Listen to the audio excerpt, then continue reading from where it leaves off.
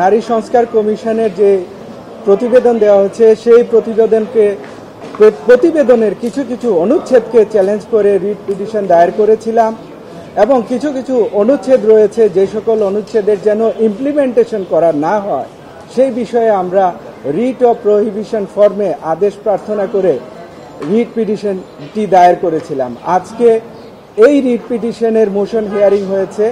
আমরা মোশন হিয়ারিংয়ে যে সকল বিষয় আদালতের সামনে উপস্থাপন করার চেষ্টা করেছি তার মধ্যে অন্যতম একটা বিষয় হচ্ছে এই সংস্কার কমিশনের কিছু প্রতিবেদন দেওয়া হয়েছে। সেই প্রতিবেদনের কিছু কিছু জায়গায় বলা হয়েছে যে এই প্রতিবেদনের কিছু কিছু অংশ অন্তর্বর্তীকালীন সরকার বাস্তবায়ন করবে, কিছু কিছু অংশ রয়েছে যেগুলা পরবর্তী সরকার আসার পর তারা বাস্তবায়ন করবে।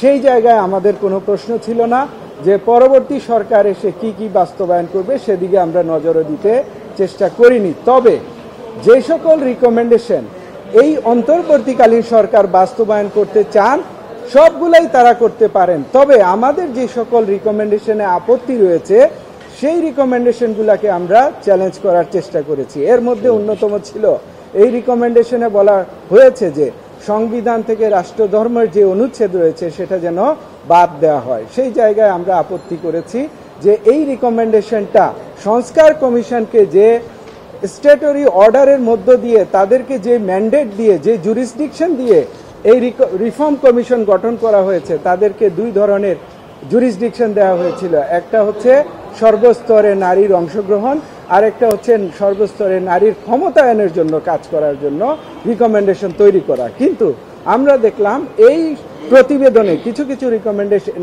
এসেছে যেটা নারীর ক্ষমতায়ন তো দূরের কথা, বরঞ্চ নারীর সংশ্লিষ্টতাই এখানে পাওয়া যায় না এবং সর্বস্তরে যে নারীর অংশগ্রহণ কিভাবে হবে তারও কোনো সামঞ্জস্যতা এই প্রতিবেদনে পাওয়া যায় না। তার মধ্যে আরেকটা অন্যতম বিষয় ছিল যে ম্যারিটাল রেপ, অর্থাৎ স্বামী স্ত্রীর মধ্যে যদি সম্পর্ক হয়, স্ত্রী যদি ফিল করেন যে তার সাথে এটা জবরদস্তি করা হয়েছে তাহলে তিনি স্বামীর বিরুদ্ধে রেপ মামলা করতে পারেন। সেই জায়গায় আমরা আপত্তি তুলেছি এবং কোর্টের নজরে আনার চেষ্টা করেছি যে এই বিষয়গুলো যদি বর্তমান সরকার বাস্তবায়ন করেন তাহলে এটা আমাদের ফান্ডামেন্টাল রাইটসকে ভায়োলেট করতে পারে এবং আমরা সেই ফান্ডামেন্টাল ভায়োলেটস এর অধীনে আমরা সংক্ষুব্ধ হতে পারি, যার কারণে এই ইমপ্লিমেন্টেশনগুলো যেন না করা হয় সেই জায়গায় আমরা প্রহিবিশন চেয়েছি।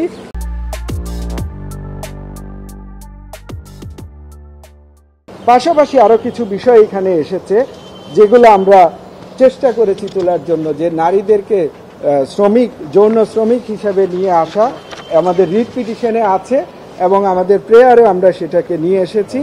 এবং যেটা গুরুত্বপূর্ণ একটা বিষয় ছিল যে সম্পত্তির বন্টনের ক্ষেত্রে যে সম অধিকার রয়েছে, আমরা বলেছি নারীদের অধিকার বাস্তবায়নে আমি অ্যাজ এ রিট পিটিশনার আমিও চাই নারীদের সর্বস্তরে অংশগ্রহণ যেন নিশ্চিত করা হয়, আমিও চাই নারীদের ক্ষমতায়ন যেন করা হয়, কিন্তু সেটাকে যেন সঠিকভাবে করা হয়, এমনভাবে যেন করানো হয় যেটা জীবনেও বাস্তবায়নযোগ্য হবে না, যেটার বাস্তবতার সাথে যার কোনো মিল নাই।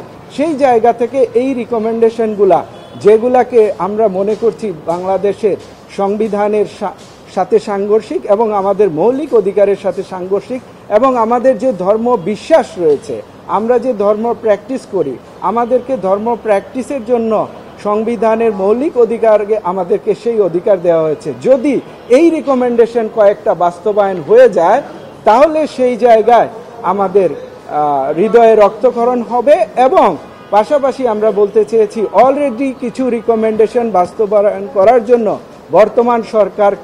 বর্তমান সরকারের প্রধান উপদেষ্টা সংশ্লিষ্ট মন্ত্রণালয়কে এবং সংশ্লিষ্ট অধিদপ্তরকে নির্দেশ দিয়েছেন, অর্থাৎ ডিরেকশন দিয়েছেন। সেটা আমরা সাপ্লিমেন্টারি করে বিভিন্ন সংবাদপত্রে এই খবরগুলা এসেছে সেগুলো আমরা আদালতে সাবমিট করেছি সাপ্লিমেন্টারি এফিডেভিট সহ, এবং এই সংস্কার প্রতিবেদনের এই অংশগুলো যেন আর বাস্তবায়ন না হয় সেজন্য আমরা রিট অফ প্রহিবিশন চেয়েছি। পাশাপাশি আমরা আরেকটা প্রেয়ার চেয়েছি, সেটা হচ্ছে একটা কমিটি যেন গঠন করা হয়, এই রিফর্ম প্রতিবেদনটা যেন রিভিউ করা হয়, রিভিউ করে এই প্রতিবেদন প্রয়োজনে আরো বড় করা হোক, আরো বেশি এখানে রিকমেন্ডেশন আনা হোক, এতে আমাদের কোনো আপত্তি নাই।